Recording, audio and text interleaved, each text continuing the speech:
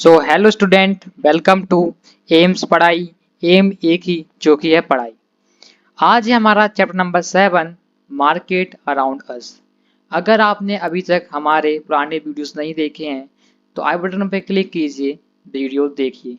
अगर आपको कोई डाउट आता है तो आप हमें टेलीग्राम, कमेंट सेक्शन या फिर इंस्टाग्राम पे मैसेज कर सकते हैं।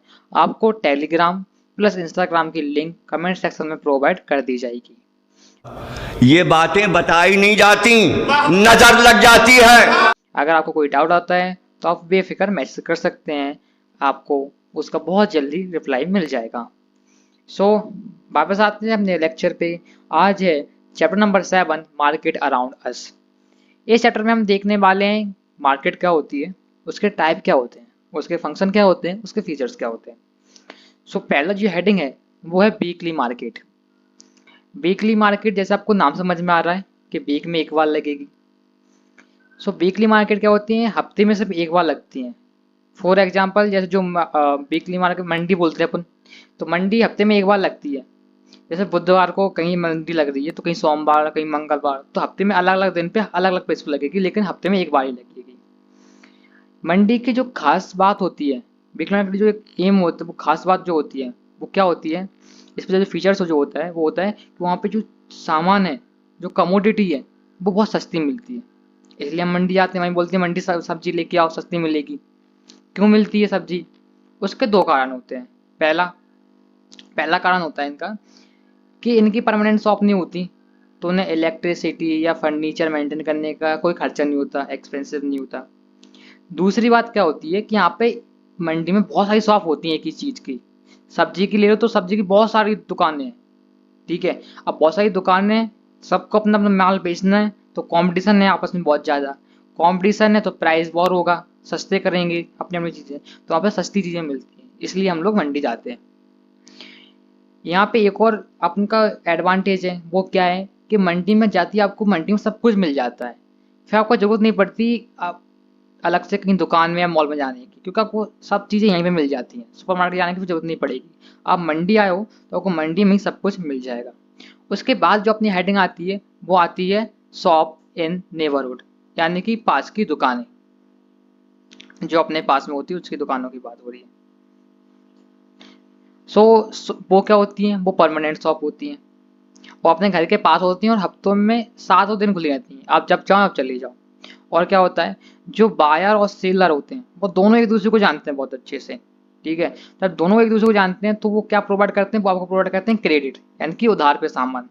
सामान आज ले जाओ, पैसे बाद में दे देना, ठीक है। अकाउंट मेंटेन करते हैं ये कि रमेश इतना, सुरेश का इतना, एक दूसरे को जानते हैं इसलिए क्रेडिट प्रोवाइड करते हैं। वहीं पे वीकली मार्केट मंडी में एक दूसरे को नहीं जानते वो, इसलिए क्रेडिट प्रोवाइड नहीं करते वो। अब ऐसा नहीं है कि जो शॉप अपने बगल में है, जो परमानेंट शॉप है, वो सिर्फ एक परमानेंट पे भी नहीं, ये लोग क्या करते हैं, एक अपना अलग से जो ब्रांच है, अलग से जो एक जो ठेले पर रख के रोड साइड पर लगा लेते हैं। उससे दो फायदे होते हैं इनके। पहला, जो लोग रोड से निकलते हैं वो नोटिस करते हैं, इनके पास आते हैं, वो सोचते हैं रोड पर लगा होगा तो सस्ती चीज़ें होंगी, रोड पे बेच रहे हैं, तो एक तो इनके पास आते हैं। फिर ये बता देते हैं कि जो हमारे सामान यहाँ पे इतने का मिल रहा है, आप हमारे शॉप पे जाओगे तो और का मिल जाएगा। तो पहला तो एडवर्टाइजिंग हो जाती है इनकी, एडवर्टाइजिंग हो जाती है। दूसरा, एक कंज्यूमर गेन कर लेते हैं वहाँ से, तो इनके दोनों, एक तो दुकान भी चल रही है, एक रोड साइड पे दुकान अलग से लगाई वो भी चल रही है, इनके दोनों काम चलते रहते हैं एक साथ। उसके बाद आते हैं शॉपिंग कॉम्प्लेक्स, मॉल्स। अब भाई मॉल्स क्या होते हैं, एक बहुत बड़ी बिल्डिंग होती है जिसमें एसी लगी रहती है, एयर कंडीशन होती है, बहुत सारे फ्लोर होते हैं जिनमें हर एक फ्लोर पर बहुत सारी शॉप होती हैं, उसको मॉल बोलते हैं। चलो आप इंग्लिश में डेफिनेशन बोल देते हैं, large multi storage air condition building with a shop on different floor known as mall. सबको मालूम है क्या होता है मॉल, सब लोग गए भी होंगे मॉल, सब लोग मॉल आई थिंक गए होंगे। पर सब लोग जो जाते हैं वो जरूरी नहीं कि सामान खरीद के भी आए। बहुत से मेरे लोग जैसे होते हैं वो सब देखने ही जाते हैं, खरीदते नहीं है कुछ। बोले हमारे मार्केट, हमारे बगल में मार्केट है, उसमें सस्ते में मिल जाएगी, कहाँ यहाँ से लेंगे। जाते हैं सब हैं पर खरीदते बहुत कम ही है। और एक मिडिल क्लास या फिर एक पुअर क्लास पर्सन इतना एबल नहीं होता कि वो जाके मॉल में शॉपिंग कर सके। तो यहाँ पे आप जब मॉल में जाओगे तो आपको ब्रांडेड गुड्स मिलेंगे, और जो ब्रांडेड गुड्स होते हैं वो बहुत ज़्यादा एक्सपेंसिव होते हैं। क्यों? क्योंकि उन्होंने अपना पैसा खर्च किया होता है एडवर्टाइजमेंट पे। जब पैसा कोई खर्च करेगा तो लेगा भी। लेंगे कैसे? इनकी जो ब्रांड होते हैं, इनके जो गुड्स होते हैं वो बहुत महंगे होते हैं। ठीक है, सो इनका जो टारगेट ऑडियंस होती है वो सिर्फ रिच क्लास होती है। उसके बाद चेन ऑफ मार्केट। मार्केट कैसे काम करती है? पहला कि अपने जो गुड्स जो प्रोड्यूस होते हैं वो कहाँ होते हैं? फैक्ट्री में होते हैं। और जब फैक्ट्री में गुड्स प्रोड्यूस होते हैं, अगर आप जाओगे तो आपको नहीं देंगे। क्यों नहीं देंगे? क्योंकि उनको चाहिए होते हैं बल्क में ऑर्डर, एक दो ऑर्डर नहीं, उनको चाहिए होते हैं बल्क में ऑर्डर। तीसरा पॉइंट, जो जो प्रोड्यूस कर रहा है और जो कंज्यूमर, फाइनल कंज्यूमर, जो इसके बीच में जो जितने भी लोग आते हैं, एक फैक्ट्री से एक कंज्यूमर के बीच में जो भी लोग आते हैं उनको अपन बोलते हैं traders. The people in between the producer and the final consumer are the traders. Traders का क्या रोल होता है? पहले ये क्या करते हैं? पहले करते हैं बहुत लार्ज क्वांटिटी में सामान बाय कर लेते हैं फैक्ट्री से, बहुत ज़्यादा सामान कर लेंगे, खरीद लेंगे। ठीक है, फिर इसको बेचेंगे दूसरे ट्रेडर्स के पास। पहले खुद खरीद लेंगे बड़े सामान, फिर दूसरे को बेचेंगे।